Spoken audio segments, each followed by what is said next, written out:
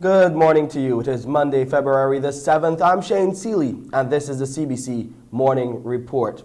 Leading our news this morning, a road safety advocate says it's time to get tough with traffic law abusers, and he's calling for even heavier fines to come into effect. Junior Jordan has been reacting to this weekend's viral video of bikers performing stunts on the country's roads, stunts that have even been witnessed being risked even on the highways between traffic. Now, Mr. Jordan says others and the actions could have endangered the lives of scores of onlookers who line both sides of the road to view the stunts, and he believes the authorities could do more to clamp down on these practices and others. Mr. Jordan is live with us here on the Morning Report to discuss these issues. Junior, good to have you here with me on the Morning Report. Good morning to you, Shane, and viewers and listeners everywhere. Now, the video has, as we said, gone viral, and this is nothing new. We have seen this before, and these stunts continue. Almost every Sunday, we see bikers hitting the road, doing these kinds of stunts and possibly endangering motorists and onlookers. Why is it seeming like the authorities are unable to clamp down on these practices? I think not only on Sundays, but it has gone now Saturdays and even some days during the week. The challenge is that we need in this country more cameras to be placed to be able to prosecute these offenders. And what I'm saying is, in London alone, there are over 5,000 cameras, but we also need the attending acts and legislation to be able to prosecute these people. But the bigger problem here is the danger that it is causing to onlookers and other motorists alike. And it is a case where people are taking the law onto themselves and having fun. But this is very dangerous fun, and really it is abhorrent not only to people who are standing, but to other road users as well. In fact, I'll tell you this. I had a call recently where the elderly are so bombarded with the noise that it scares them out of their wits. But I think that it needs the kind of activity from government and the agencies to pull this thing back in line. It has gone really too far now. Yes, Yusuf, you mentioned cameras. That's one thing. We would have seen some elements of law enforcement with some new street bikes as well, trying to address this. But how do we catch up with the culprits, those who commit these stunts and offenses? Therein lay the challenge, because the international training tells us that if a police officer is chasing a biker or even another vehicle, and he or she recognizes that the person is hell-bent on getting away, they're supposed to call off the chase. Why? Because if that person is driving through, say, a village, and there are people around, and then they may go and injure or even kill other people. But the thing is, we need as people to understand the importance of self-regulating. And what I'm saying here is that parents, guardians, friends, we know who these people are. And your family members can talk to these people. Because let me say this, I've said it before. It takes only 3/4 of 1 second. You heard me? 3/4 of 1 second for a life to be lost anywhere in Barbados and elsewhere. So we need to understand the dangers involved. And I've said before, even though the guys were part of a team or a group, you cannot and should not take it upon yourself to go to a funeral of all places and display that kind of disorderly behavior. It is really an accident, as they say, waiting to happen. Talk about some of those other concerns that you have with some of the negative practices which you are seeing on the island's roads. Yes. What we are seeing here, and I've been noticing it as a trend, I love the entrepreneurial spirit of Barbadians, but alas, people are setting up selling things on corners, on roundabouts, but the challenge is there are people who are stopping on main roads. Recently, I've witnessed more than once on the Maxwell main road, there are people selling there, and people have come up, stopped their cars, turned them off, go and buy produce, and then come back into their vehicles. All of this time, traffic is being held up. And I think that we need to understand that we are not the only people on the streets. We need to remember we have to share the streets and we have to share them safely. Another thing that I am very concerned about, and I've been getting a lot of calls about this, the amount of colored lighting we have on vehicles on our streets. Enter now ZRs who are now placing these colored strips on their vehicle. The thing is, some of the lights are changing from green to red to purple, and it's really dazzling people. I also had another call from a driver one night who said that when a vehicle was coming towards her, the lights were so dazzling that she pulled to the left and stopped, only to realize that she was very close to a drop-off, as we call it in Barbados. So people have challenges with their eyes, and we need to respect that. But it is against the law to have those colored lights on vehicles. And there's another challenge as well, where some people are taking a black film and putting on the back, on the brake lights of the vehicle. The manufacturers, in their wisdom, have made lights and vehicles on cars for easily pick up and to be seen. And therefore, when you go and put a black or brown film on your brake lights, it is making it more difficult for the people behind you to see the brake lights and to stop effectively.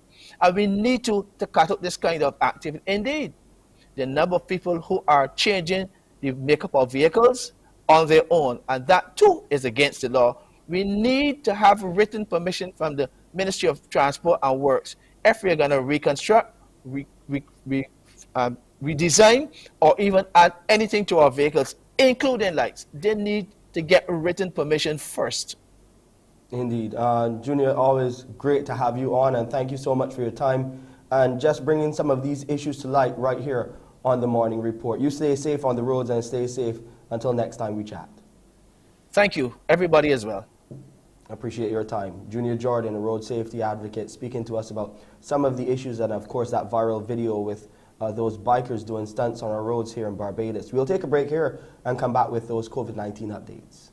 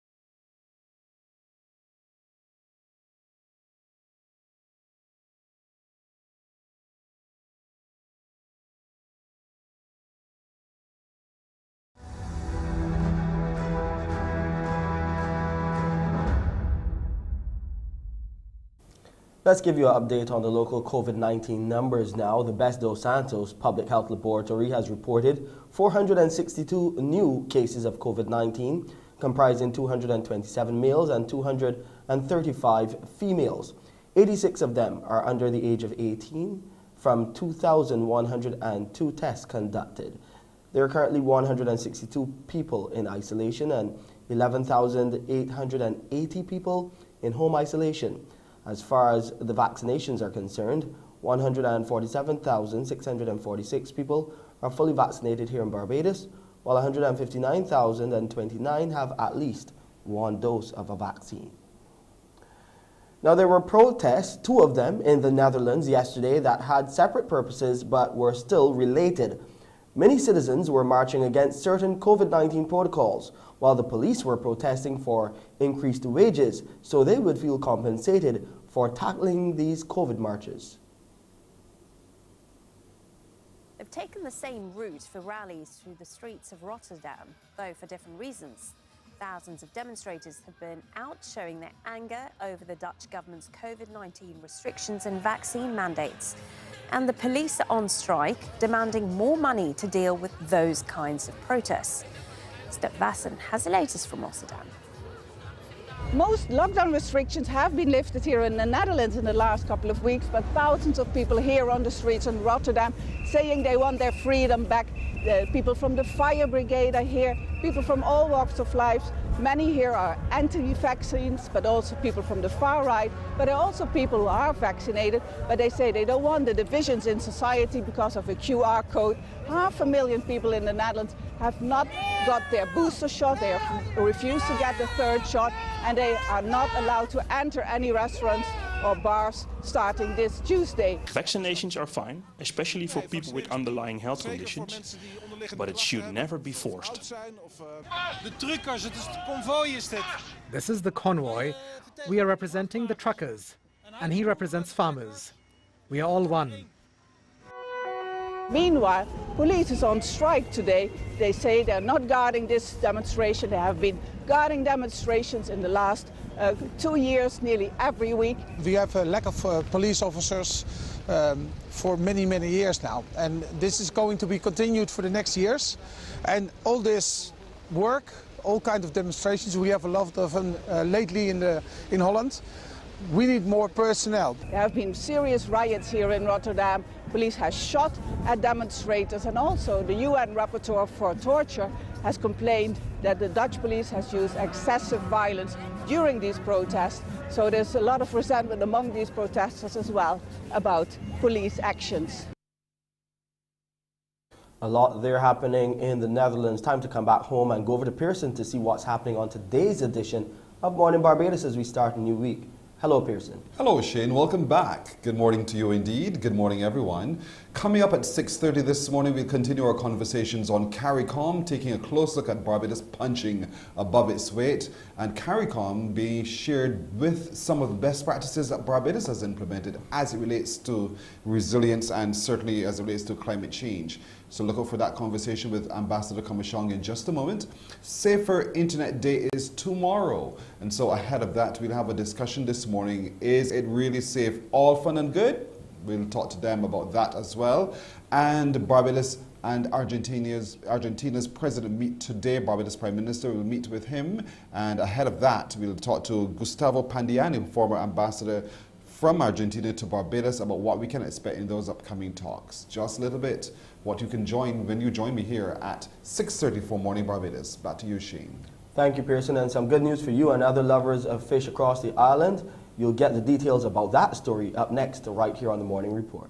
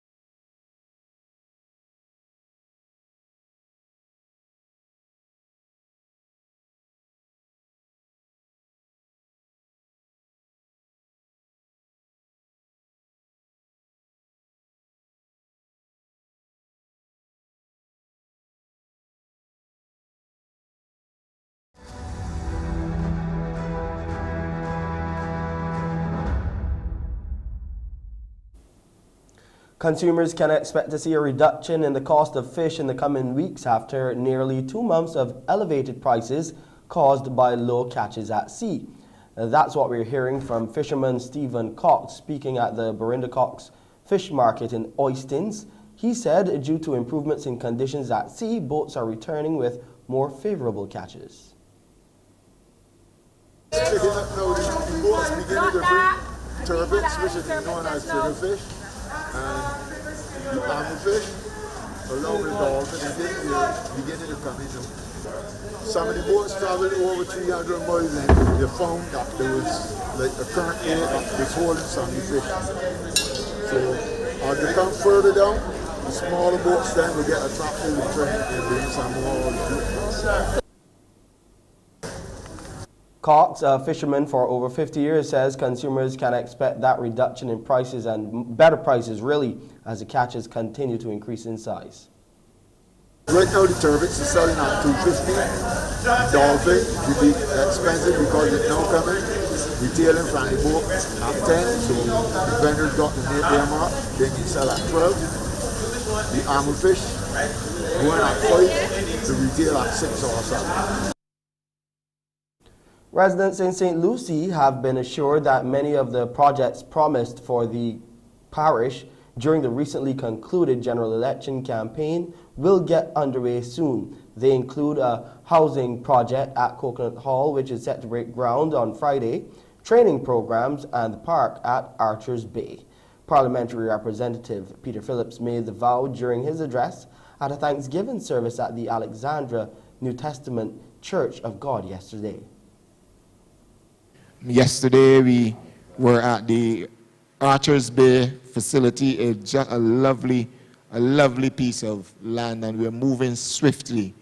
We're moving swiftly in the next coming months to start that project. They're fully developing that area into the lovely park that you want it to be, that you heard about, where so many excursions were held and so on. We are moving swiftly. We're bringing that to fruition, refurbishing, doing all that we have to do, and I would want to give you the commitment that hopefully within the next, by 2023, that we will be at that park holding a large activity.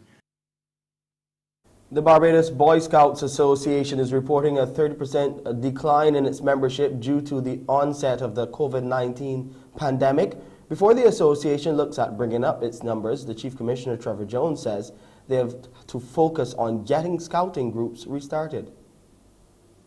Not just restarted as in having the first meeting, but making sure that the leaders that are in place are still available, because it's been 2 years for some groups, and also rebuilding a group that has not been functioning for 2 years, which is the case for some groups, because everybody is not doing online. Then some work has to be done to build those groups and make sure that they're functioning properly before we can go out then looking to recruit new members. So it will not be an immediate, once we open back, membership drive to try to get back in all of our members. Yes, we will do some work to attract them, but we first have to get our groups back up and running with the existing membership. The Chief Commissioner says parental support is also vital at this time. That has been one of our biggest problems. Parental support is no different than you're hearing from in the education sector about parents having time to be able to supervise their children in online school. It will be the same for our activities, even a little worse, because for some people, having supervised their child during the day, they don't have the time to come and supervise an extracurricular activity after the regular quote-unquote school time. That is presenting a problem for some. Also with the young people as well. Some of them having done online all day, don't want to come to another online activity shortly after school is over. Over in Jamaica, the Minister without Portfolio in the Ministry of Economic Growth and Job Creation, Matthew Samuda, says Jamaica needs to more aggressively tackle recycling and solid waste management. The need to restore Jamaica's ocean health through removing plastic waste and other litter was reiterated by Minister Matthew Samuda at the Forum of Ministers of Environment of Latin America and the Caribbean. The minister without portfolio in the Ministry of Economic Growth and Job Creation represented Jamaica in Costa Rica, where solid waste management featured highly. We have not moved as fast, and I know that this is the case for many of my neighbors, on the management, collection, recycling efforts for the elephant in the room, which in essence for most developing countries, not so much in Costa Rica, but certainly in Jamaica, is the plastic bottle problem. So whether you're going to explore a deposit refund scheme or going to invest in the sort of waste collection that is necessary, it is the issue that we need to deal with and that we need to come to a common ground on. Samuda is insisting that countries follow through on environmental commitments made during significant forums. However, to do this, financial support from major entities is key. If we are not able to get the GCF and the GEF and the World Bank and the IMF and everyone who sits in a space to understand that the application process for these funds needs to be harmonized, we really won't have the progress at the rate that we desperately need. Samuda also called attention to seemingly minor environmental issues that will grow into detrimental problems.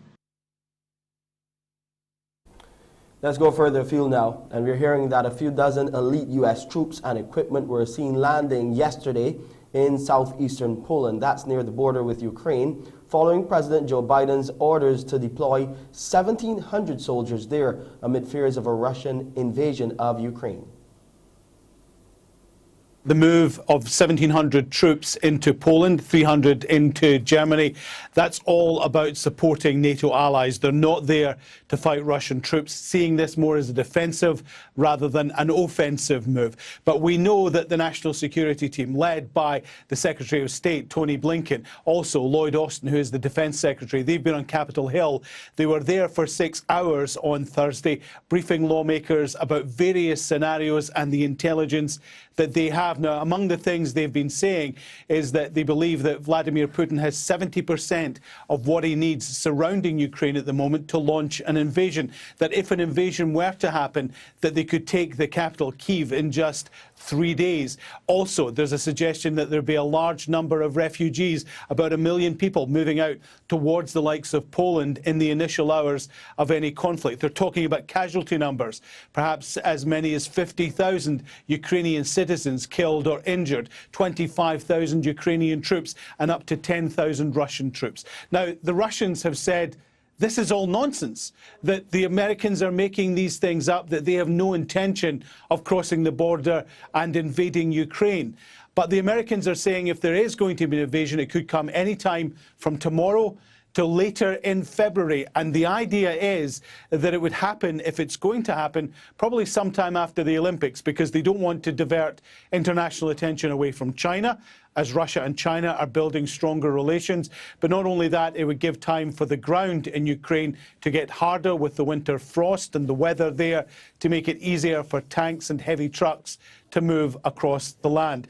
Now, there are skeptics here in the United States, rightly so, who suggest that perhaps the intelligence isn't accurate and will point to, remember, weapons of mass destruction in Iraq, and say the Americans are saber-rattling here. But it's clear they are making contingencies should the Russians decide to cross the border. But of course, what we've been hearing from Moscow is that they have no intentions of invading. This is not going to happen. In Bangladesh, there's another problem. This time around, it's a gas shortage, which the country is going through. It's affecting not only domestic life, but industry as well. Like many others, Bina Akhtar is forced to search for alternatives to cooking meals because of the increasing shortage of gas. Most of the time, there is hardly any gas available in the line. I work in the garments factory, so I am not always at home. It's not possible to cook with firewoods all the time. Despite the frequent disruptions, customers are still having to pay for the gas connection. It's very hard. See, we can't cook now. There's been no gas since this morning. It's only available late at night. It's not possible to get up at that time to cook, so we use cylinder gas when needed. How can we manage like this as low-income people? Experts say Bangladesh's fast-growing economy is facing a severe gas shortage this year. That's due to the slow pace of exploration for new deposits of natural gas, as well as increasing dependency on imports. Amid growing domestic demand and the jump in liquid natural gas spot prices in the global market has come as a shock to Bangladesh, as around 25% of the total gas supply requirement in the country relies on imported bottled gas. The government has ordered filling stations to close for 4 hours a day because of the shortage. And textile factory owners say the supply shortage cost the industry close to $2 billion in the past 3 months. This has resulted some factories with captive power, which we are running with gas run generator. We couldn't run that. And also washing plants were almost working 25%, 75% we couldn't work. So this has resulted in a big disruption in the production. The consumer watchdog says a short-term solution to resolve the crisis is urgently needed. We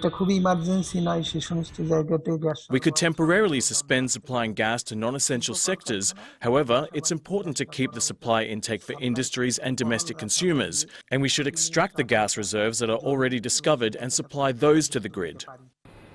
Energy experts warn that if a solution isn't found, both industrial production and millions of domestic users, particularly low-income families, will continue to suffer. Looking at sports now, India defeated the West Indies by 6 wickets yesterday in the first one-day international in Ahmedabad. Sent in to bat, the Windies were bowled out for just 176 in 43.5 overs. Jason Holder led the way with 57 and Fabian Allen chipped in with 29. India then made light work of the chase, ending with 178 for 4 off 28 overs. Rohit Sharma led with 60 and Surya Kumar Yadav was unbeaten on 34. Alzari Joseph, he claimed 2 for 35. Let's take a look at the highlights.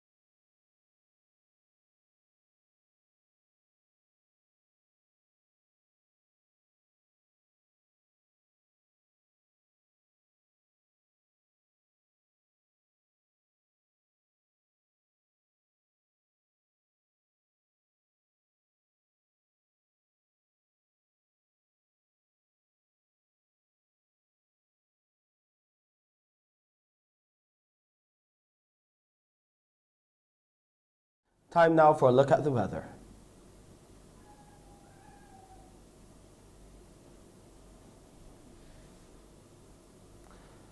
It's cloudy on the outside this morning and the temperature is down to 25 degrees Celsius. It's feeling slightly warmer. The apparent temperature is saying 26 degrees Celsius and the relative humidity stands at 76%. The barometric pressure is 13.6 millibars and those winds are coming out of the east at 29 kilometers per hour. There will be a high tide this morning at 16 minutes after 8. The low will be at 18 minutes to 3 in the afternoon.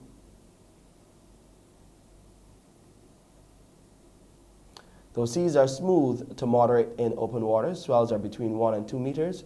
They are expected to increase later on today. Today in Barbados, it will be cloudy with sunny periods with a few brief isolated light showers.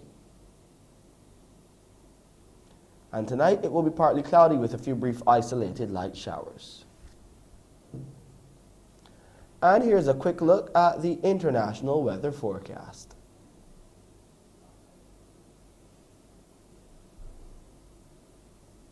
That's it for this edition of the CBC Morning Report. I'm Shane Seeley. Morning Barbados with Pearson Bowen starts now. Wake up, wake up, wake up, wake up. Barbados, get up. Good morning. Good morning, Barbados. Good morning. Good morning to you. Good morning. Morning, morning, morning.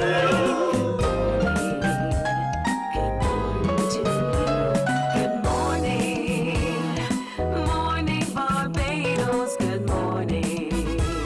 Good morning to you. Good morning. Morning, Barbados. Good morning. Wake up, wake up, wake up. Morning to you. Good morning to you and you and you. Good morning, everyone. Welcome to Monday the 7th of February 2022. I am Pearson Bowen, welcoming all of you everywhere, including you here too. Thank you so much for waking up every weekday morning to be with us on Morning Barbados, on our YouTube channel and our Facebook streams as well. A very good morning to you. Interact with us there. We welcome your comments and your queries as well. Now today being Monday the 7th, it's the birthday of my sister Waveney. She's celebrated today. I call her Lady Snellville. So enjoy your birthday today. Also, we are 3 days away from the deadline of our Valentine's promotion, just the two of us, 3 days inclusive of today. So it's today 7th, 8th, 9th. 9th is your deadline. So get your 1 minute video in for that chance to have that wonderful stay at Infinity on the beach and more right here with us on Morning Barbados. So a 1 minute video, make that video telling us your love story.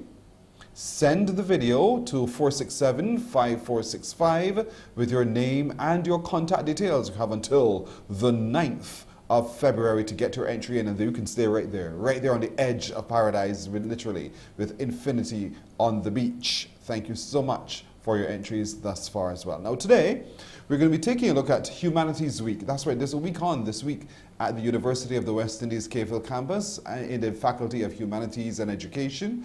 We'll look a little bit into what we can expect this week with them today. And 2021, what year? That's the title of the literary showcase with the National Cultural Foundation. One of the cultural art officers will join us to talk a little bit more about what we can expect there and how we can engage with that. 2021, what a year.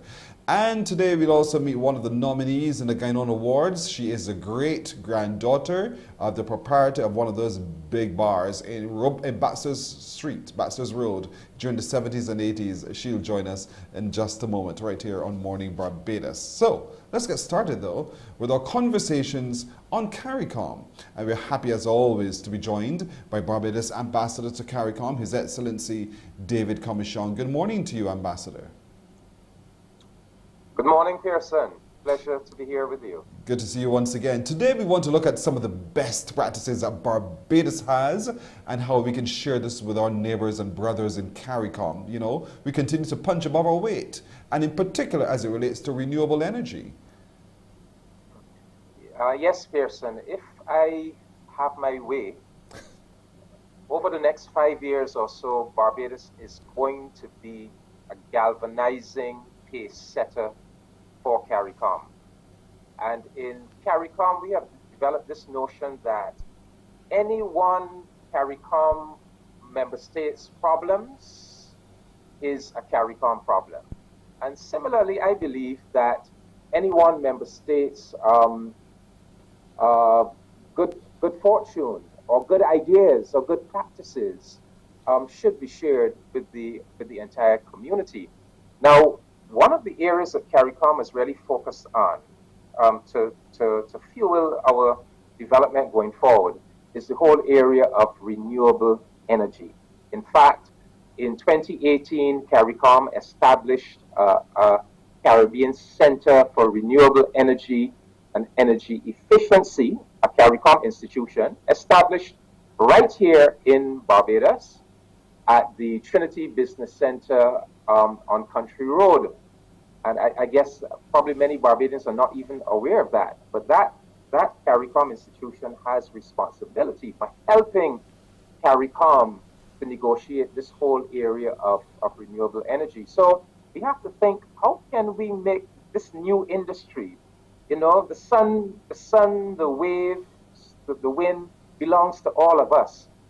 So we have to find a way to really make this new industry a very democratic one and use it to drive positive social and economic transformation. So we have been even thinking about things like how can we use renewable energy, for example, to finance CARICOM institutions? Because you know all the member states have to finance these institutions. And it has occurred to us, and again, Barbados put the idea on the table, that governments could actually give licenses. Where governments might find it difficult to come up with the cash to pay their share of the finance of various CARICOM institutions, that a way around that might be for the government to actually give the institution a license to produce solar energy and sell it to the national energy company. And so that's just one of the innovative ideas.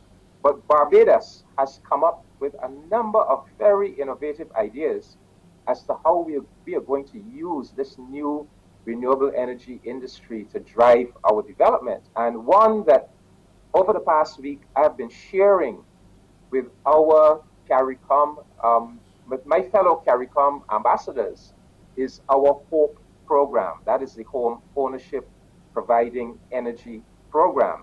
And because I really think that this program represents an important conceptual breakthrough by the Barbados government. Remember, this is the program where we say we're going to use renewable energy to make home ownership accessible to working class people, to lower middle class people. And how do we do that? Well, government has set up a company where the would-be homeowner is offered this tremendous deal. You don't have to pay for the land. You just have to give government the permission after the house is built to construct a solar photovoltaic system on your roof, to use that system to generate energy for 20 years, and government will sell that energy to the Barbados Light and Power, and that will be deemed your payment for the land. So all you have to concern yourself with is the cost of constructing the home, and government has arranged for you a 100% mortgage, so you don't have to look for down payment and all of that. And we have said that we are going to use this breakthrough, this bright idea, to construct 10,000 homes and make them available to working class and lower middle class people. So I have been very keen to share that idea with our CARICOM brothers and sisters, because I think that this is one way in which all of us across the region, can use this new renewable energy industry, so that it doesn't fall into the hands of traditional wealthy class, but instead it is really used to drive social transformation. And then we also have the small homes generating income project, where we said we're going to do a similar thing with 50,000 small homes, that we're going to set up a program in collaboration with the credit unions, where we're going to make it easy for working class people to reinforce your roof, get a photovoltaic system put on your roof so that you can generate energy. You can use that electricity for your own home, but the excess you can then sell to the Barbados Light and Power. So the home now gets an additional stream of income coming into the home. So I think, Pearson, that these are brilliant ideas. Yes. And those are not the only ones. I mean, there are several others that the Barbados government has developed, and I am very keen to share them with our CARICOM neighbors, because we are all in this together. We must develop together. Absolutely. We live in a part of the world that is bathed by sunlight And also, by dint of our location, the trade winds come across beautifully. So we can harness all of that energy and turn it into prosperity for all. And that's the whole point here. And so in wanting to share this with our Caribbean neighbors also begs the question, how do they compare with our forward focus in what we're doing here in renewable energy? What's the lack there that we can fill? Well, I think we are in advance of our CARICOM brothers and sisters. Remember, way back, the late 70s, early 80s, we went forward with solar energy, particularly the solar water heater. Mm-hmm. So Barbados has been in the vanguard, really, of the development of renewable energy and solar energy in particular. And our government has taken this very, very seriously. In fact, we have said, and we have passed a law to this effect, that we intend to be carbon neutral by the year 2030. We intend to have replaced the vast majority of our dependence on fossil fuels with renewable energy sources. And so we are in the vanguard. We are leading the way. In fact, cast your mind back, Pearson, to the last week in October of last year. The government of Barbados, as we were preparing to go to the COP26 climate change conference in Glasgow, we invited to Barbados the executive director of the Green Climate Fund, Mr. Yannick Glemaric. The Green Climate Fund is the institution, the fund set up by the United Nations to handle all of the vast amounts of money that the developed countries are to make available to the world to help with adaptation to global warming. And so we brought him here. We then shared him with CARICOM because we arranged a heads of government meeting where he was able to interact with the entire CARICOM. And some of the things that CARICOM posed to him was the need to set up a branch of the Green Climate Fund in the Caribbean, because the fund is headquartered all the way in South Korea. So we need a branch here. But Barbados also used the opportunity of his presence here to discuss with him and to negotiate with him the setting up of a green investment bank in Barbados. And this thing is a go.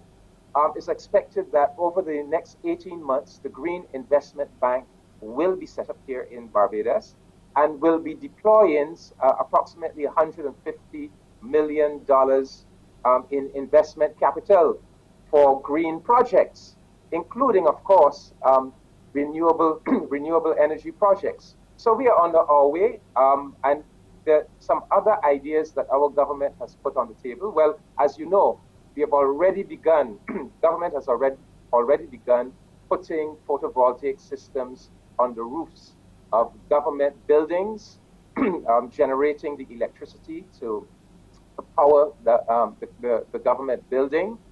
Our Minister of Agriculture has also proposed that our lone sugar factory, soon from now, will not simply be operating 3 months a year simply to deal with the sugar crop, but will be operating 12 months a year, generating renewable energy, taking biomass and generating it into electricity. And that's one of the ways in which we think we can keep our sugar industry alive. So the BAMC, the Barbados Agricultural Management Company, will transform into the Barbados Energy and Sugar Company. Similarly, we think that farms in Barbados, farmers often struggle because farming is such a difficult and precarious occupation. So we have come up with the idea, look, we can facilitate farmers to also set up photovoltaic systems on the farm that will generate energy that they can use for their own energy needs on the farm, but that they can also sell excess to the light and power company and thereby have an additional income stream to make the farm profitable. Right. And bear in mind, Pearson, that underpinning all of this is the idea that this will generate this kind of work, the work required to put up the photovoltaic systems, to build the 10,000 houses of the Hope program, to put up the photovoltaic systems on the 50,000 small homes that we are thinking about. That's going to call for a lot more artisans. Yes. And so we are also saying that this will drive technical and vocational education. So we are actually envisaging that beginning this year of 2022, we are going to have to educate a lot more of our young people to be, carpenters, masons, electrical wire people, the whole range of artisanal skills. Right. And that we're going to work out a 2-month to 3-month training program in the first instance. But it's my hope that we're going to bring TVET on board with this program, because I would like to see all of those new young artisans. I would like to see them acquiring Caribbean vocational qualifications and qualify for the CARICOM Skills National program, so that they can become qualified to move all across our region and explore career and work opportunities for themselves. So that's why I say Barbados is going to have to be a galvanizing pace setter, and we are determined that we are going to lead by example. And these are just some of the examples, folks. We will share this with CARICOM, wider CARICOM, or best practices as it relates to renewable energy. Ambassador Commissioner, we got to leave it there, but thank you as always for stimulating our thinking processes, but most of all for engaging us on the different things that government here is doing, so that we are well aware of how good Barbados is and in whose hands it is indeed. Thank you so much, sir. Thank you, Pearson. It's my pleasure. You're very welcome indeed. We'll take a break here and we're back with more on Morning Barbados. Morning, morning, morning. Good morning. Good morning to you.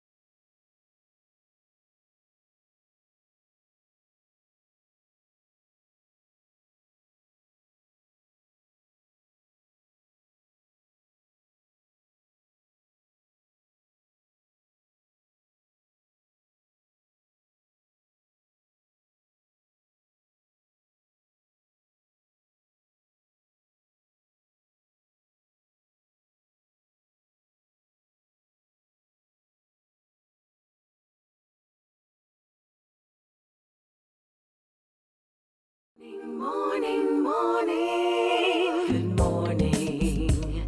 Good morning to you. So we're 11 minutes now to go to 7 o'clock. Continuing our look at regional development, national and regional development. This week, the Faculty of Humanities and Education at the UWI is having open week, an opportunity for all of us to get to know more about the programs offered there. Joining us to talk a little bit about that is the Dean of the Faculty, Frederick Ochieng Odiambo. Good morning to you, sir. Good morning, Mr. Pearson, and thank you for having me. You are very welcome indeed. For a lot of us, you hear the title Faculty of Humanities and Education, and people wonder, what does one study in that faculty? What can you break it down for us so we understand what we look at when we talk about humanities? Indeed. Now, one can say that generally the humanities, consists of disciplines that deal with human interaction, society, and how humans get along in society. In other words, humanities are a branch of science that deals with the heritage and the question of what makes us human. It emphasizes on the human aspect of our being. Humanities collectively underscore our being human. So humanities are not only interested in our being or existence, but in our being human. Now, academic disciplines which make up the humanities include, though not limited to, philosophy, religion, languages and literatures, linguistics, history, and in the case of the University of the West Indies, education and psychology. All these are taught at Caville campus of the UWI. And we're also looking at the arts as well, the way we express ourselves. We can understand who we are, but then how we express it as well is also going to be a part of the study of humanities as well, isn't it? Correct. Right. So I didn't mention that because now the arts actually now, especially the performing arts and cultural studies, actually belong to another faculty. Recently the faculty was split such that now we have a faculty of culture and creative arts. So the performing arts are in that faculty, but those also are part of the humanities. Now, when we talk about national and regional development, a lot of it stems from ignorance by our people of our history. And how can we use this week and how can we use the campuses to be able to know more of who we are and naturally plot our destiny? Okay, this is how I'll answer it. I'll try and answer it by trying to explain the importance of the humanities and touch it to the question of national development. Now, why study the humanities? Now, through various disciplines, humanities focus on learning about ourselves as being, as I've just explained. Right? So the disciplines within the humanities assist in creating a better world. Or put differently, studying the humanities assists us to better understand, one, who we are, two, our identity as a people, three, our culture, and more importantly, four, how to organize our societies so we can achieve our goals and targets. In brief, the humanities are concerned with the creation of a world worth living in. Now, when you look at national development or regional development, you realize that those are actually key to development. So, for instance, what is national development? National development basically is the ability of a country to improve the standard of living of the people. So if a country's per capita income, literacy, health conditions improves, then there is an improvement in the standard of living of the people. Now, national development includes full growth and expansion of the country's industries, agriculture, education, social, religious, and cultural institutions. In other words, it is holistic. When one looks at these institutions, one cannot fail to see the significance of humanities in matters of national development. The soft skills which humanities bring to the table are cardinal in the enhancement of the same. True, hard skills are necessary, right? We need doctors, engineers, scientific and technological innovations, but besides these, which are normally reflected and expressed in economic terms, there is the socio-religio-cultural dimension which lends itself to the humanities.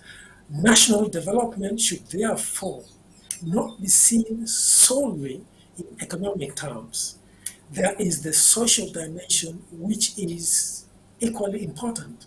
Indeed, if one looks at the National Strategic Development Plan of Barbados, 2006 to 2025, global existence, global excellence, and Barbadian traditions, one realizes that it provides the blueprint for the realization of Barbados' vision of becoming a fully developed society that is not only prosperous in material economic terms, but socially just by the end of this century.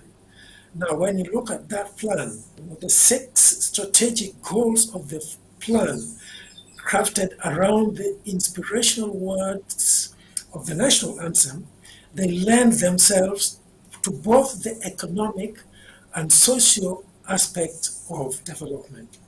Without going into details, it is quite clear that the soft skills which graduates of humanities acquire are important in the 2006-2025 National Strategic Plan of Barbados. Now, as a leading university in the region, we will continue as a faculty to produce graduates who will play a crucial role in the development of not only Barbados, but the region as a whole. The humanities cannot afford to be left behind in matters of national development, lest the development agenda becomes lopsided. So we have a role to play. Indeed, a very strong and important role to play. And so all week this week, that's what you'll be exploring in this open week this week. So how can folks watching today get to know more, and how is the week going to unfold? Okay, every evening from 5 to 7, we will have Zoom meetings, right, where every discipline will explain itself more in details and its relevance in matters development, right? So from today, 5 to 7, right through to Friday, we'll have those activities. And of course, I think also every day in the morning, in Morning Barbados, those disciplines will also come. So I invite listeners to listen to all these programs. Indeed, so critical, so important indeed it is. And so as young as you are, and I'm not going to add a number to that, young as you are, everyone can be a part of the Faculty of Humanities, because it behooves all of us really to be able to understand who we are and our roles and responsibilities as part of the national development and naturally the regional development as well. And there's so many disciplines that flow naturally from the study of humanities. Give those watching today a sense of the vastness of the disciplines thereafter that fall and flow from the Faculty of Humanities. Right. Okay. So we have, for instance, philosophy, right, which really helps one to think well, clearly, ethically, and logically. A very important discipline. Religion helps one understand the beliefs and practices of the world's religions and their relationships to history and culture. Another very important discipline. Languages and literature helps one explore the great themes of human interaction and better understand each other. Linguistics helps one understand the intricacies of world languages and can apply to improving communication between people, contributing to translation activities, assisting in literacy efforts, and treating speech disorders as well. History, the study of past events, helps us understand where we have come from and learn lessons to help us deal with the future. Psychology, the study of human mind and its functions, especially those affecting behavior in a given context. It helps to explain why people act the way they do. And education, which we know is the process of receiving or giving systematic instruction, especially at school and or university. So you realize that all those disciplines are key and fundamental in any aspects of development. And if you'll allow me, I would also want to say that collectively put, you realize that the skill sets of those disciplines can be summarized as follows.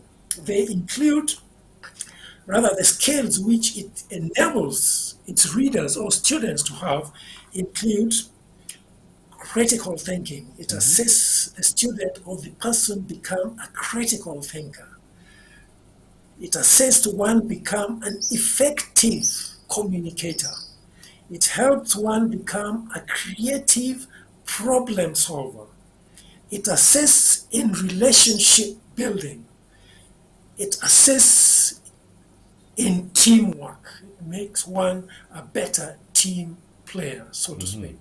So one would notice that those soft skills are fundamental in any notion of development. This is fantastic. And so all week, this week, every day between 5 and 7 in the evening, we are all encouraged to join you on Zoom. So how can we get the Zoom ID, the Meet ID? Where do we go? Well, if they just log in on the faculty website, and they'll be able to get the link. Great, fantastic. uwi.cavehill. So it's cavehill.uwi.edu, and of course you go on to the humanities, and you will find the links to each evening's opportunity for all of us to engage with the different respective areas of humanities and education. So Professor Frederick Ocheng Odiambo, thank you so much, Dean of the Faculty of Humanities and Education at the Cave Hill campus. Thank you. We'll post the information also on our social media pages so that those who may have missed it can see it for themselves right there and ready themselves for each evening at 5 to be a part of the exchanges as well. Thank you so much for joining us. All the best for the week. Thank you for having me. You are very welcome indeed. And so Morning Barbados takes a break here. We're coming back with more in just a moment. Morning, morning, morning. Good morning. Good morning to you.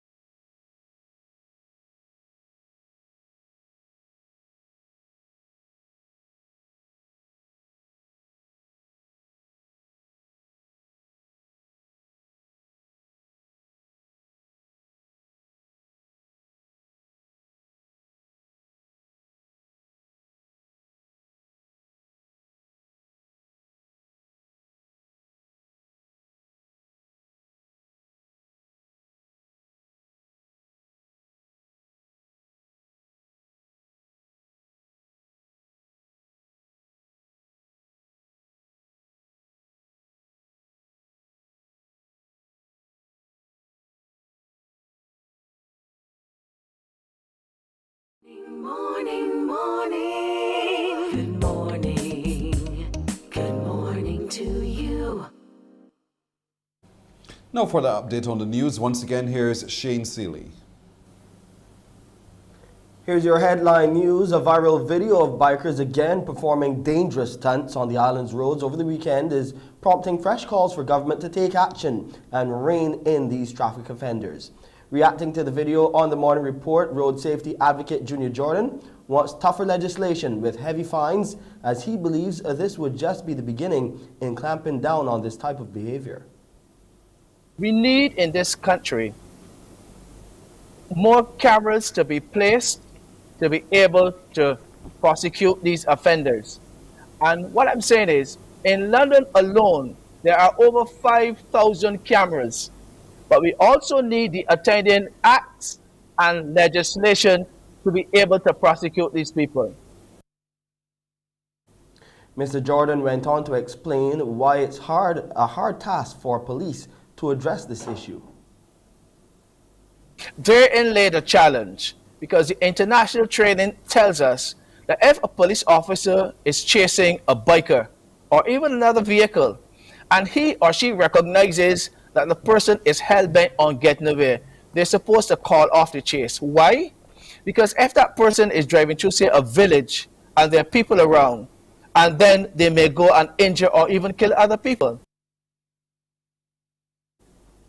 Barbadians can expect to see a change in the price of some petroleum products from today. The price of gasoline remains unchanged at $3.99 per litre, but diesel will now cost $3.29 a litre, a decrease of 5 cents. The cost of kerosene, meanwhile, will increase by 15 cents and will now cost $1.58 per litre. The adjusted price of the liquefied petroleum gas, LPG, or that's bottled gas, the 100-pound cylinder, will be $153.71. The 25-pound cylinder will retail at $43.53. The 22-pound cylinder, $38.47, and the 20-pound cylinder will now cost $34.97. The changes are in keeping with the retail prices of petroleum products on the international market. The Best Los Santos Public Health Lab reported 462 new cases of COVID-19, comprising 227 males and 235 females.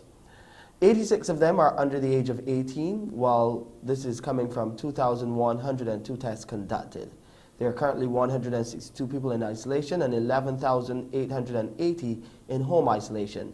As far as vaccinations go, 147,646 people are fully vaccinated. Expect to see a reduction in fish prices in the coming weeks after nearly 2 months of elevated prices caused by low catches at sea. But the situation is turning around, according to fisherman Stephen Cox. He was speaking at the Barinda Cox Fish Market in Oistins. He said due to improvements in the conditions at sea, boats are returning with more favorable catches.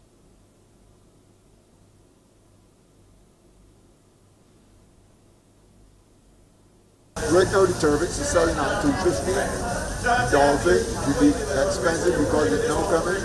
Retailing from the boat at 10, so the vendors got the napier mark, then you sell at 12. The armorfish going at 5, the retail at 6 or 7. And that's your headline news for this Monday. I'm Shane Seeley. It's back over to you, Pearson. Thank you, Shane. Shane will be back at 12 noon with the CBC News Day on TV8 and on radio at 8 o'clock. There's another newscast coming up. We'll take that break here. And when we come back, we'll share with you what we think is a good decision of the day. Morning, morning, morning. Good morning. Good morning to you.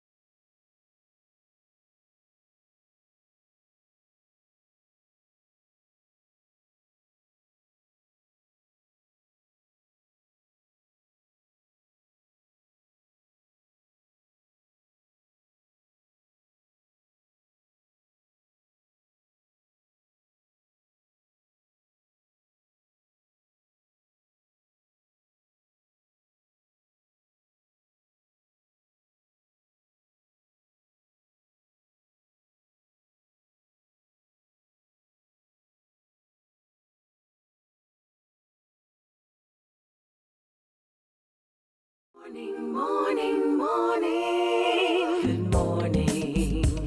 Good morning to you. Time now for today's good decision of the day. This week we will be sharing with you 5 daily habits for personal and professional growth. So every day we'll share with you a different, what we think is a personal professional habit. Number 1 today is learn. This can look different on a day-to-day basis, but the key is to learn something every day. It doesn't matter if it's small, just carve out at least a few minutes to learn more about your craft, yourself, and the industry that you work in, or the one you want to work in. Just think, you could spend 10 minutes scrolling through Instagram on your phone, or you could spend that 10 minutes reading an article that teaches you about the job you want or the field you're passionate about. So how are you going to use your time today? Use your time to learn. Take those 10 minutes that you will probably use on social media to read up on something relative to your job or the job you want to be in. Learn, learn, learn. You tell it to your children, tell it to yourself. Learn. Let's learn something new today. We'll take a break right here. When we come back, we will be learning something new from the National Cultural Foundation. Morning, morning, morning. Good morning. Good morning to you.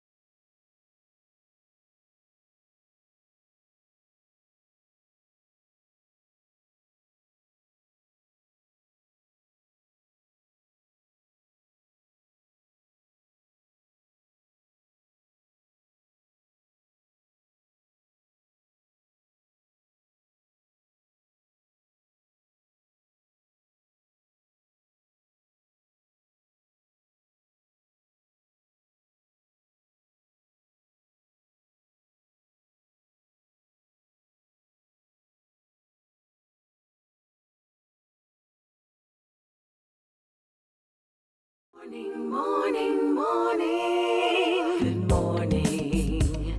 Good morning to you. So I know you're asking what's new with the National Cultural Foundation. We want to know too. We're joined this morning by Cultural Officer in the Literary Arts, Cara Price. Good morning to you, Cara. Hi, good morning. Thank you for having me. Thank you for coming through indeed. And 2021, what a year. I like the theme to begin with. So talk to us about that theme and what that theme, how it unfolds and how we can be a part of it. Thank you so much.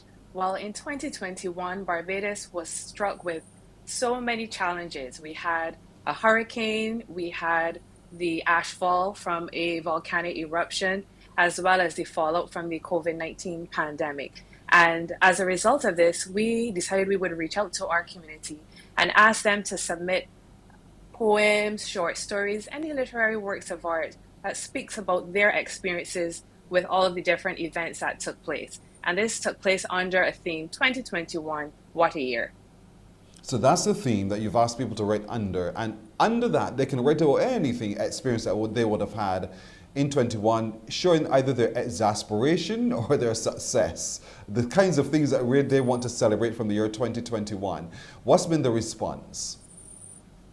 The response was overwhelming. We had so many submissions and some were so creative. We had poems, we had short stories, and we actually had some literary works that were represented in a graphic way. It's kind of difficult to explain, but I encourage you and implore you to actually go and visit our website to see the submissions. But one thing that was common was I found a theme of resilience. We had many submissions. In fact, there was actually a submission called Resilience, yes, We had things like of strength, courage, and faith, no retreat, no surrender. So Barbadians really rallied together, to face the different challenges. And their literary works that they submitted reflected that very theme. And so we have hosted all of these different submissions on our webpage. People can visit ncf.bb. They can click on exhibitions and then click Literary Art Showcase, and they will be exposed to all the wonderful works of art that were submitted. And we're just asking people to choose their favorite and to vote for one. And the result of which is we are actually going to be producing an anthology. So the most popular selected entries are going to be published and featured in an NCF anthology. This is fantastic. So once we go to ncf.bb, literary arts, we go into the showcase and we can take our time and read. Of course, it's critical that we read so we know which one is best. And we read and read and read, and then we vote for which one we think is better. And are they divided into categories, or are they, as we see them here on our screen, just stories and literary work? Yes, they're not divided into categories. We wanted to give each section or each type of theme a fair chance. So we just decided to put everything assembled all together, no particular order. But I would implore everyone to read through all of the selections, go right through to the end, because there are really some very, very well done pieces. And I see there from the screen alone, there are so many. And I'm really heartened by the fact that Barbadians are writing and writing more. They're publishing and doing a whole lot more. They're creating. That creative space has really been spurned, and I love it indeed. And so we can go to the website ncf.bb, to the literary arts, and check the showcase and read, and we vote as well. So having done all of that, the anthology will be created. But in voting, we're voting for the best short story and the best poem, or is that how it's going to work, or only one will rise to the top? Only one. And I know it's going to be hard because there are so many good pieces covering so many great topics. In fact, there's one about love in a pandemic, and I would imagine it's not that easy in 2021 to meet somebody new or to be in a relationship during a pandemic. So all kind of interesting topics are on there. So I know it will be hard to choose one, but we ask you to just make your favorite selection, whether it's a poem, the short story, whichever entry speaks to you or your experience the most, and you can vote for that. And the good thing about this is that you're giving authors, local writers, an opportunity to have their work featured in a NCF anthology. And I just want to add to that we have had some very successful authors in Barbados, Sherry Jones, for example, who would have taken part in competitions such as NIFCA, and would have had their work featured in our anthology in the past. So you are in good company if you submit your work and you have your work published in an NCF anthology. It tends to be the catalyst for many writers' careers. That's fantastic. You're doing great work there, Cara Price, Cultural Officer for Literary Arts. Thank you so much for joining us this morning. But most of all, we want to encourage Barbadians here, there, and everywhere to go to your website, ncf.bb. You're going to the Literary Arts, and then you'll go for the showcase, and you will read every single one of the submissions. Then you will vote, having read all. Go ahead. Yes, I just wanted to add in quickly, that our voting has been extended to the 10th of February. So I just wanted to make sure that I got that in there. Voting has been extended to February 10th. So we have until the 10th. Today is the 7th, 8th, 9th, and 10th. So you have 4 days, folks, inclusive of today, to get your voting in, get your reading done, and then get your voting in. All the best, Carol. You can't wait to hear who rises to the top for 2021. What a year. Thank you so very much for joining us. Thank you. You're welcome. Morning Barbados continues in just a moment. Morning, morning, morning. Good morning. Good morning to you.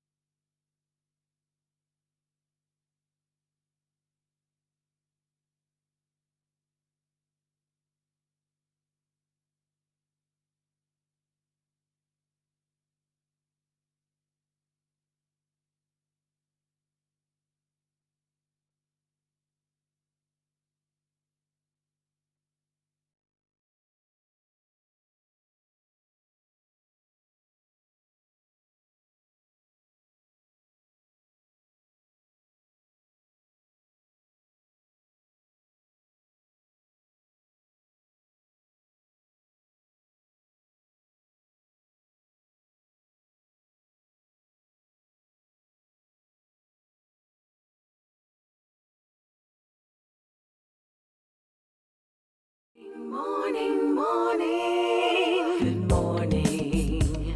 Good morning to you. Indeed, and thank you so much for joining us every day. Don't forget, you have until the 9th of February, today is the 7th, you have until the 9th of February to send to us here at Morning Barbados your video, your 1-minute video of your love story. You and that person who you love immensely.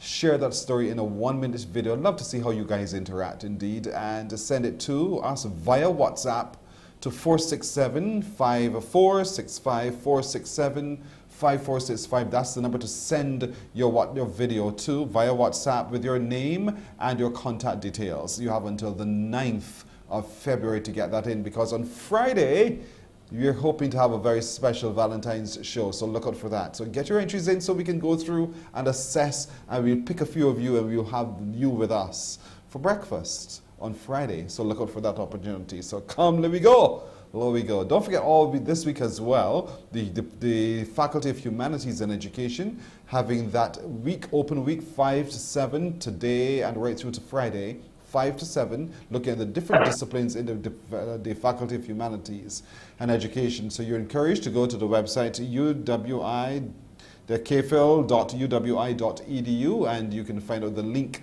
to Zoom there and you can be a part of it as well. So let's turn our attention now, speaking of internet, to Safer Internet Day, which is tomorrow, by the way. Joining us to talk a little bit more about that, we have with us UNICEF's Eastern Caribbean Area Representative, Dr. Aloy Kamuragiye. Good morning to you, sir. Morning. How are you? I'm well. Good to see you again. Thank you so much for joining us. 2022, the theme is Safer Internet Day. All right. So let's look at why we're having this. We're going to be having tomorrow a virtual event for social workers and guidance counselors. Why is it critical to have that event tomorrow for that segment of our society? You know, it's really very important to ensure that the most vulnerable segment of any society, who are children and young people, they are vulnerable, and we have to do whatever it takes to protect them so that they can develop their full potential and contribute to their society. So what we are seeing since the digital revolution, you know, we have seen children and young people abused, exploited because of the widespread use of internet. We have commissioned research that has shown that social workers are really concerned with the cyberbullying which is happening, pedophilia, child pornography, and local challenges for children, for parents and caregivers who don't know how to manage the protection of children with the young people on the internet. So it's not obvious for some parents to control, supervise their children and young people. So this is the opportunity really to raise awareness, to equip the social workers and guidance counselors to be equipped so that they may do their share in protecting the children and young people. Yeah, the international theme is all fun and games, exploring respect and relationships online. And so while for us at this time, given how we are controlled by the pandemic, that it is used for education, it is also being misused. And so it's not all fun and games when we allow access to the internet by our younger people as well, but there are adults who are also recklessly using that good service known as the internet. And so for them, this is also very important that they pay greater attention to how we abuse the use of this good resource. Yeah, of course, it's a good, definitely no one can question about the positive benefits of internet. But now the challenge is how to balance all the good we can get from it, and then the harm that comes with it. You know, there are out there tips, strategies to deal with these challenges. So actually, that's why with Flow, we're gonna have this event tomorrow, which is a seminar for social workers and guidance counselors to promote these good practices on how to ensure that internet is safer. Mm-hmm. What are some of the issues that UNICEF in the Eastern Caribbean finds itself grappling with as a consequence of children misusing the internet? Give me examples from the research we commissioned, for instance, over the last 2 years. Look at a sector like education, where you have many children, young children, primary and secondary school children. The research across the Eastern Caribbean, and Barbados was part of those countries, more than 80% teachers are really concerned in Dominica with their students accessing inappropriate internet content. That's in Dominica. More than 80% of teachers are concerned. And that is also happening for very young people in St. Kitts and Nevis. The primary school teachers, you have two-thirds that are also concerned about young children, primary school accessing inappropriate content. So that's a huge concern, and you have heard about cases of cyber bullying, grooming, pedophilia, use of child pornography, concerns from parents about how to protect their children against harm from internet. So that's a widespread issue, and it's not the Caribbean; it's happening all over the world. So I have to say this is an area where governments, duty bearers have really to join their efforts to ensure that children and young people are protected. Indeed. So I take this opportunity, to call, to inform those who are listening to attend the event tomorrow. UNICEF is organizing with Flow at 2 p.m. Because we will get into the nitty-gritty, the nuts and bolts on how parents, caregivers, the different duty bearers may deal with this issue of unsafe internet, how to get that, how they could get the most from internet. The best and the most, yes. Yes, go ahead. The session tomorrow speaks to an interactive training and sensitization where we learn practical ways to promote internet safety for young people. And you're pitching it, as you said, at the social worker and the guidance counselor. But a lot of times that when parents hear that, they sit back and say, that's for them to deal with.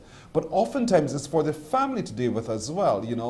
Parent, mother, father, uncle, aunt, whomever, who has a responsibility as well to be sensitive to the ways that the children are abusing the use of this resource.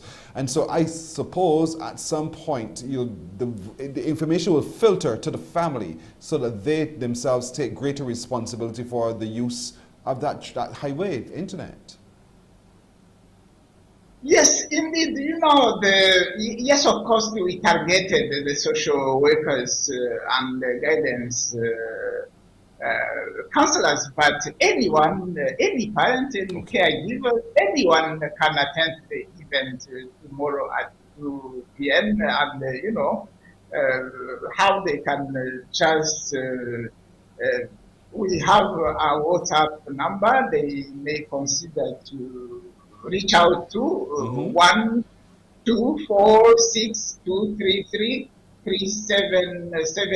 and then they could get a link. So it's not exclusive for the social workers, guidance counselors, anyone, and of course the parents. They are encouraged. Myself, I have a young adolescent. So I found really the added value of getting those tips. It's very simple how to protect our children from internet harm. It's going to be a great session tomorrow, a very important session tomorrow as well, ladies and gentlemen. When tomorrow we mark Safer Internet Day, but today we want you to know that tomorrow at 2, you need to find yourself on the team so that you can actually benefit from this exchange tomorrow. For more details, we encourage you to call 233-3770. 233-3770 is right there on your screen, and you can get your login details. Do not miss it. Tomorrow is a virtual event for anyone, inclusive of social workers, guidance counselors as well, an interactive training and sensitization session, learning practical ways to promote internet safety for young people. Everyone is invited to be a part of it. 233-3770, the number to call. And certainly we could only wish everyone the very best as we engage in this. It's so critical a subject that we all take very, very seriously and to be a part of, indeed. So Dr. Aloy Kamuragire, UNICEF's representative for the Eastern Caribbean area, again, thank you so much, sir, for joining us. And I could only wish much success with tomorrow's event. Thank you. Thank you for having me. You're very welcome. Have a good day. And you do too. Thank you so very much indeed. Morning Barbados continues after this. Morning, morning, morning. Good morning. Good morning to you.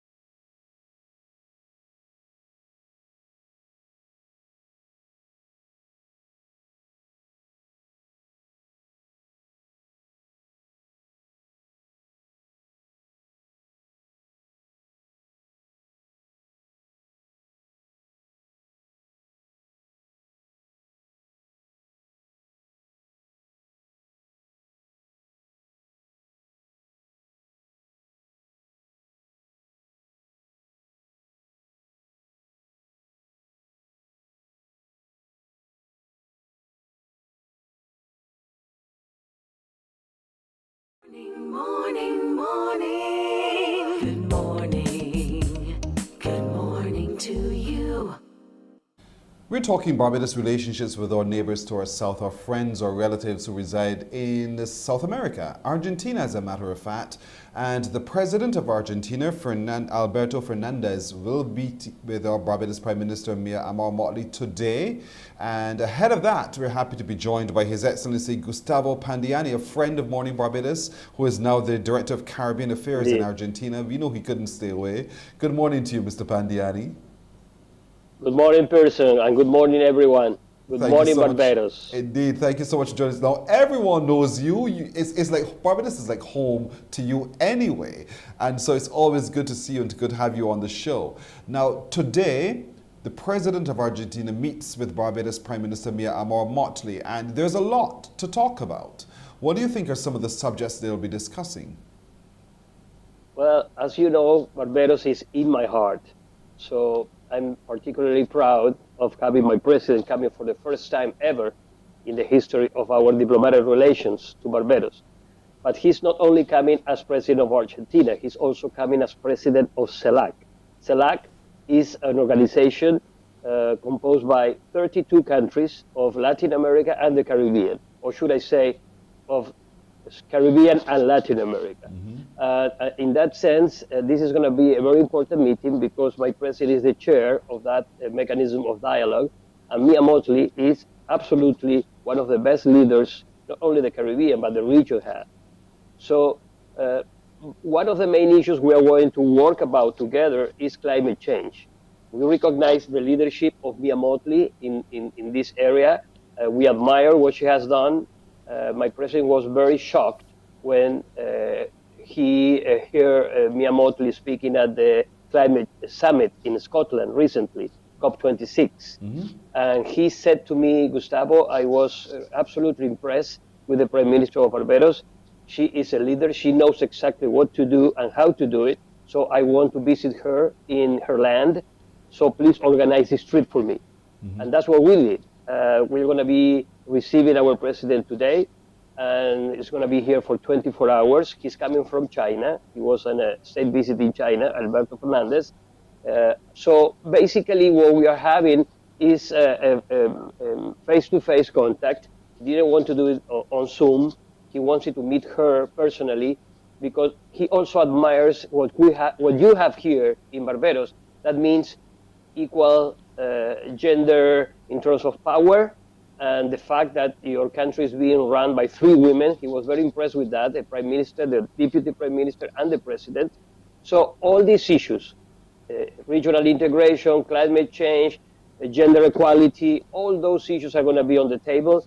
And later on, Prime Minister of St. Lucia and the Prime Minister of Grenada will join a working lunch together with them. Okay.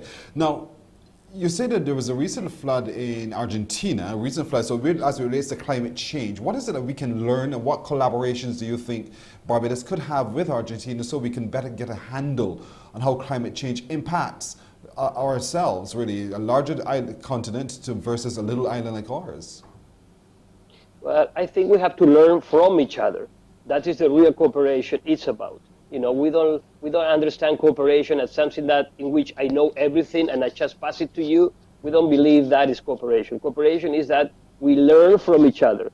It doesn't matter what your size is. It doesn't matter how big is your population, how large is your population. The most important part is how did you manage specific situations. So we are, for example, trying to get information from your side about tourism management and how we are dealing with recovering the tourists here in the island without affecting, the risk of the pandemic.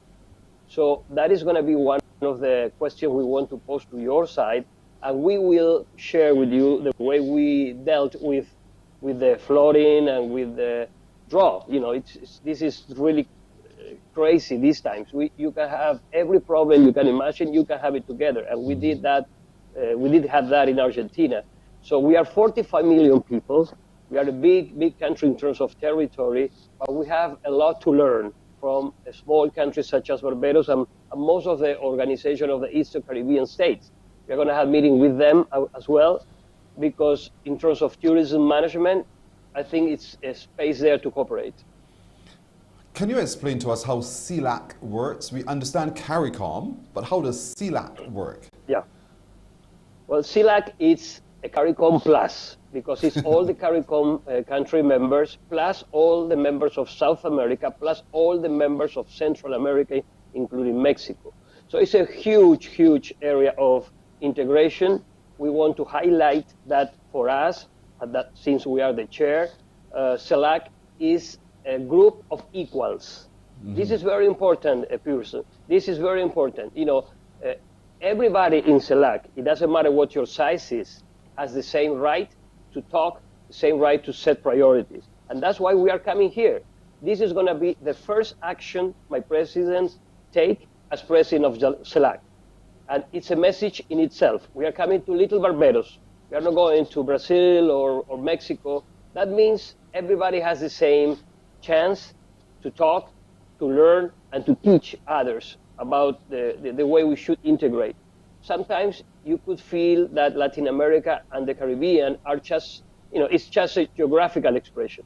What we want to do this year with the chair is to work together, so instead of having a geographical expression, we have a political expression, a cultural expression, an economic expression. And for that, we want to work with the Caribbean, because we already committed to pass the torch next year of CELAC to the Caribbean, to a Caribbean country, in this case, St. Vincent and the Grenadines. Argentina, together with Mexico, already expressed publicly, and we formally committed to support the candidacy of St. Vincent, just to, you know, to preside, to be the chair of CELAC for 2023. So we are here not only to fulfill our commitment, but also to work together in a transition. We want to have a 2022-2023 type of, chair together with St. Vincent, and of course, through St. Vincent, together with the Caribbean as a whole. You are Director of Caribbean Affairs in Argentina. What does that role, that office do to build that relationship between ourselves? Well, basically, I'm in charge of designing the foreign policy for the Caribbean and for the relationship between Argentina and the Caribbean. And this is probably one of my top moments, in the sense that I was able to convince my president to come to the Caribbean as the first activity of his chair in CELAC. That means that my government it's very conscious of the importance of these islands, the importance of these lands, and you know, my job there is to be kind of a representative of the Caribbean and trying to find ways to group together, to grow together. You know, I had been here in Barbados for a long time. You know, I had been involved with everyone, with the community. I love your people. You know, they call me an honorary Bajan. Yes. And you know, I'm still here. I'm still here, even though I'm not physically. I'm still here mentally, spiritually, and in, you know, in terms of my feelings. So I'm trying to work for the Caribbean in Argentina. We are a far away country. We are really far away from here, and we are at the end of the world. But our hearts are here as well. We have embassies in Jamaica, Guyana, Trinidad and Tobago, Barbados. And of course, we are very close to CARICOM when we have to negotiate trade agreements. But that is not enough, in my view. In my view, what is more important is to put our peoples together, not only our governments. I was a representative of my government, but I was a representative of my people as well. Yes. And that's why, you know, I'm so happy, I'm so excited about having my president with a delegation here, with my foreign minister is going to be here. So they will see by themselves what I had been seeing for many years in the Caribbean, that we are really, really, really close to these people, if you want to. That's a question of a decision, and the political decision has been made. They're going to be here in a couple of hours. You know, and that's what I was just going to ask you. When does he arrive? And you said he's going to be here for roughly 24 hours, and then he goes off to meet with some other leaders of the region as well. You are doing phenomenal work again. You know, what I love about what you do is that you live what you mean, and you mean what you live. You know, you've said it and you do it. Indeed, Pandiani, Gustavo Pandiani and His Excellency. It's been wonderful again talking to you. I could only wish much success in the collaborative talks between the President Hernandez and Barbados, Fernandez, and Barbados Prime Minister Mia Amor Motley, and that CELAC itself becomes more than just an acronym. It really becomes a living reality for both sides, and that all of us really can benefit from that relationship. Again, very much success, and very good to see you yet again. Have yourself a great day. Much success. Thank you so much, and let me just say hi to all the people in Barbados. I realized I was becoming a Bajan myself because I was driving, and when I was driving, someone cut me off, and I did this. I shook. So I realized that I was already Bajan myself. So it's so much fun and pleasure to be here with my family. Thank you. Thank you again. Too. Thank you. And thank you. Good morning, Barbados. Indeed. Thank you so much. That's the way we do it. You sucked his teeth. I love it. We'll take a break right here. We're coming right back with more on Morning Barbados. Morning, morning, morning. Good morning. Good morning to you.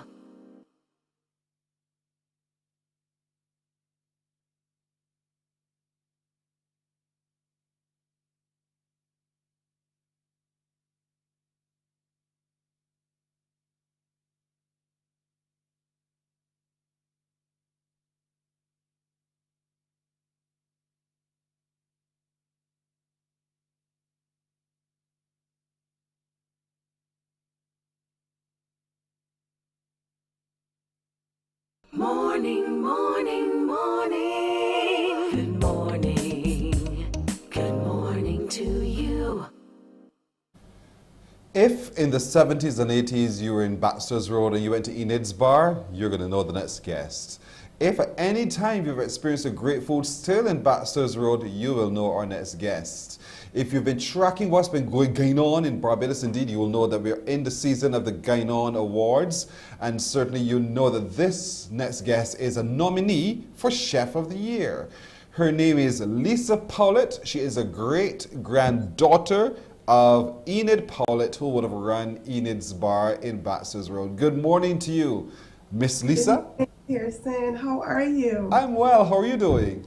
I am doing fantastic. Thank you very much for having me. You're very welcome indeed. Now listen, you come from a legacy of great food. Yes, absolutely. Yes, I would have been raised by my great-grandmother, so that entails a lot of work in the kitchen. And funny enough, she was not very welcoming of kids being in the kitchen because kids were considered dirty. But, you know, for me, I always made sure that I find my way, even if I ask her to, you know, wash up dishes or whatever, but I always had my eye on what she was doing. And then eventually, you know, she started to mold me into, you know, the chef that I am today. You are so lucky. You know, there's some children who never got the opportunity to be with their great-grandmother to begin with. And furthermore, to learn from her and to watch her at work, and now yourself to become a chef. And you're operating your own business as well. So there's a lot you need to be thankful to your great-grandmother for. So here you are now, you're a nominee for Chef of the Year. Why do you think it is that you were nominated? Well, you know, for me, it honestly took me back because there's so many talented chefs in Barbados. And, you know, the chef arena has been dominated by males for generations. Yes. And it's good to see that, you know, some females are being nominated. And I'm so, as you said, I'm so blessed to be able to have this experience. For me, I have been nominated for so many things. A lot of people would have known me from, you know, working in the hotel industry, social media at that. And then even during the COVID-19 pandemic, I was then forced then to operate from home. So I actually got to take all of my creativity and actually share that with the Barbadian public, and they were able to, you know, have little spits and spews of different cuisines, because that's what I absolutely love doing. I love to take our culture and kind of have an interpretation on different cuisines, whether it be Italian or Greek. You know, I love to add that Bajan flair to it. Really? So you operate a fast food restaurant called Wing Hut in Baxter's Road. Is that near to where your great-grandmother's property was? It is, and you know, this location meant the world to me, Pearson. I made sure that I had to put back a stamp in Baxter's Road. Nice. And back then, when I was growing up, Baxter's Road was completely different. It was so much hustle and bustle. You know, for me, just having, you know, that location for me was everything. And it's such an honor to be able to say, you know what, this is where it all began. You know, there's some hosts about wings. Wait, what? Wings? Bake them, fry them. What else do you do with wings? You know, what do you say to that skeptic this morning about what you offer and how it really shows your creativity? Yes, so we offer a variety of wings. So we have up to 5 flavors.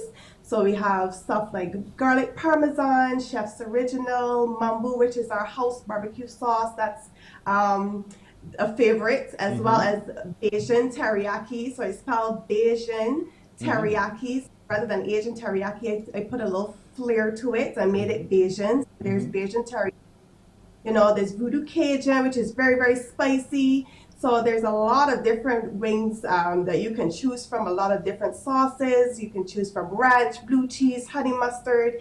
You know, there's a lot of different varieties that anyone, and we also cater for families. So if, you know, the family decided to have a wing night or you wanted to have a games night, we definitely are the place to come. You know, us Bajans, we love our wings. We love our wings. And so by Chef Powell's, we can have from the Wing Hut our variety of wings. So you've been in business now, it says from when, last year was it, that you've opened up the restaurant?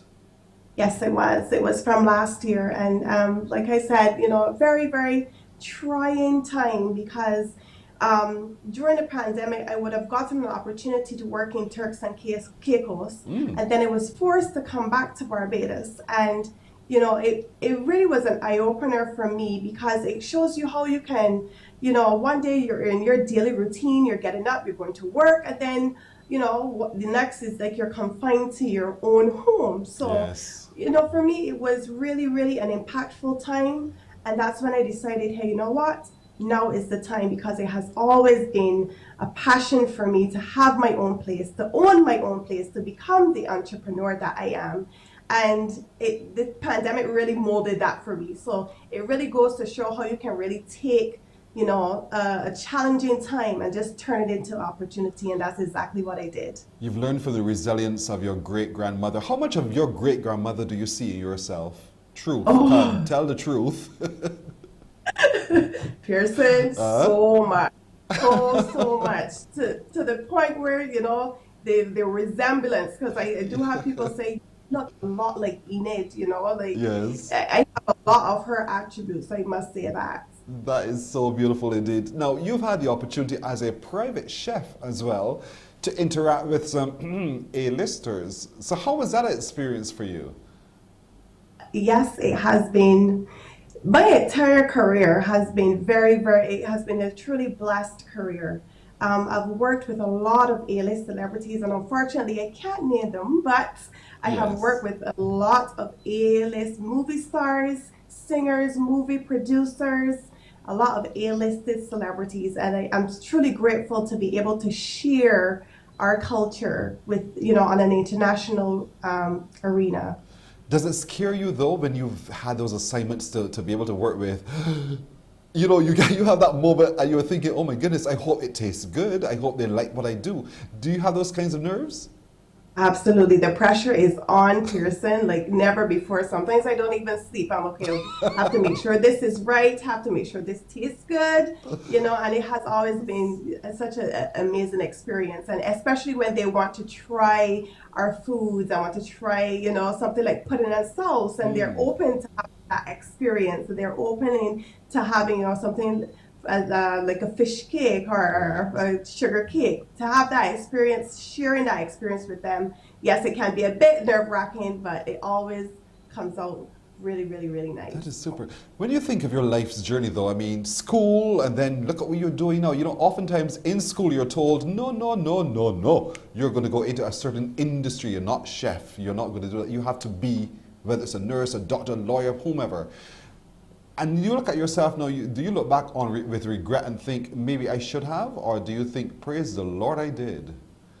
Listen, Pearson, for me, when I left school, I actually went into banking, and I was a business financial representative.